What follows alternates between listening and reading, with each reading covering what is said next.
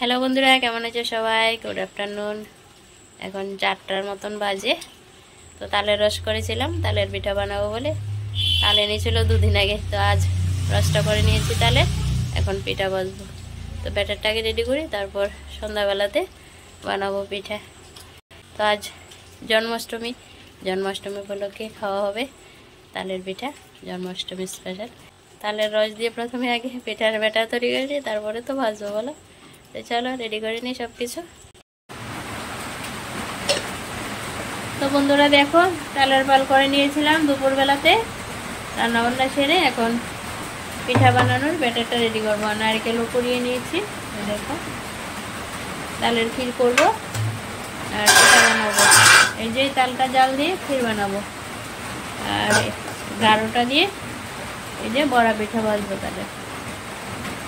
চলো, তো আমি আমার মতন করে পরিমাণ মতো সুজি, ময়দা, চিনি দিয়ে নারকেল দিয়ে ব্যাটারটা রেডি করি। তো ব্যাটার রেডি করাটা তোমাদের সাথে শেয়ার করব না, কারণ মোবাইল হাতে নিয়ে মানে সব কিছু উপকরণ দেওয়া সম্ভব না। রেডি করে নিয়ে তারপর তোমাদের দেখাচ্ছি, তারপর বাজবো আর কি। তো চলো দেখতে থাকো বন্ধুরা। দেখো, সুজি, ময়দা, চিনি, পরিমাণ মতো লবণ আর সামান্য দিয়েছি বেকিং পাউডার। তো তালের পালও দিলাম, এখন মেখে নিচ্ছি হাতে, মেখে তারপর ব্যাটারটা রেডি করে নিই। তো বন্ধুরা দেখো, তালের পিঠার ব্যাটার রেডি করে নিয়েছি। এই যে দেখছো ব্যাটারটা, অর্ধেকটা করব নারকেল কুড়া দিয়ে আর অর্ধেকটা করব নারকেল ছাড়া পিঠাগুলি, বড়া পিঠাগুলি। তো ব্যাটারটা এখন রেডি, কিছুক্ষণ রেস্টে রেখে নিচ্ছি। তো ব্যাটারটা তো রেডি, এখন কিছুক্ষণ রেস্টে রাখবো। আর এদিকে তালের রসটা দেখো গাঢ় হয়েছে, এখন নারকেল যা যা উপকরণ দেওয়া দিয়ে নেব। হয়ে গেছে একদম জাল। আজ গরুর দুধ নেই, এই যে আমলের দুধের প্যাকেটটা একটু গরম জলে গুলে দিয়ে দেব।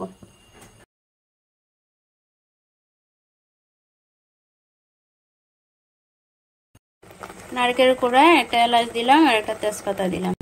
তো বন্ধুরা দেখো, চিনিটাও দিয়ে দিলাম, এখন নাড়াচাড়া দিয়ে মিশিয়ে নিচ্ছি ভালো করে মিশিয়ে নেব। তো বন্ধুরা চিনি, নারকেল, এলাচ, তারপর তেজপাতা সব কিছু উপকরণ দেখো দিয়ে মিশিয়ে নিয়েছি। এখন একটুখানি জাল দিয়ে নেব। বেশি জাল দিতে হবে না, কারণ রসটা অনেকটাই জাল দিয়ে গাঢ় করে নিয়েছি। এখন যে চিনি দিলাম তাতে একটু রসালো হয়েছে, সেই রসটা একটু টানাতে হবে। বন্ধুরা দেখো, তালের গেটটা হয়ে গেছে, নামিয়ে নেব। নামিয়ে তেলটা বসিয়ে দিচ্ছি পিঠা ভাজার। এই যে একদম হয়ে গেছে গাঢ় গাঢ়। আমি তালের ক্ষীর আমার না খুব পছন্দ, তালের ক্ষীর পিঠা থেকেও ক্ষীরটা ভালো লাগে, তার জন্য বানিয়ে নিলাম তালের ক্ষীর। বন্ধুরা দেখো, তালের পিঠার ব্যাটারটাকে 2 ভাগ করে নিয়েছি। এটা হচ্ছে 1 ভাগ, এটার মধ্যে নারকেল দিইনি, নারকেল ছাড়া। এর মধ্যে নারকেল কোড়া দিয়েছি, আর নারকেল কোড়াটা অল্প পরিমাণে ছিল, যেহেতু একটা নারকেল ক্ষীরে দিয়েছি অর্ধেকটা, আর অর্ধেকটা নারকেল এই যে ব্যাটারটা দিয়ে মেখে রেখেছি। তো 2 রকমের পিঠা ভাজবো। এই যে এটা হচ্ছে নারকেল ছাড়া। চলো কড়াই বসাই, তেল গরম করে নিই। বন্ধুরা দেখো, অলরেডি তেল গরম হয়ে যাওয়ার পর কড়াতে দিয়ে দিচ্ছি বড়ার শেপে পিঠাগুলি কড়াতে। তো এভাবে করে দেওয়া হয়েছে। তো এখন উল্টিয়ে পাল্টিয়ে লাল লাল করে একটুখানি ভেজে নেব। তো দেখো, বেকিং পাউডার দেওয়াতে পিঠাগুলি একটু ফুলেছে, বড় বড় হয়েছে দেখতে। তো চলো বড়াগুলি তুলে নিই।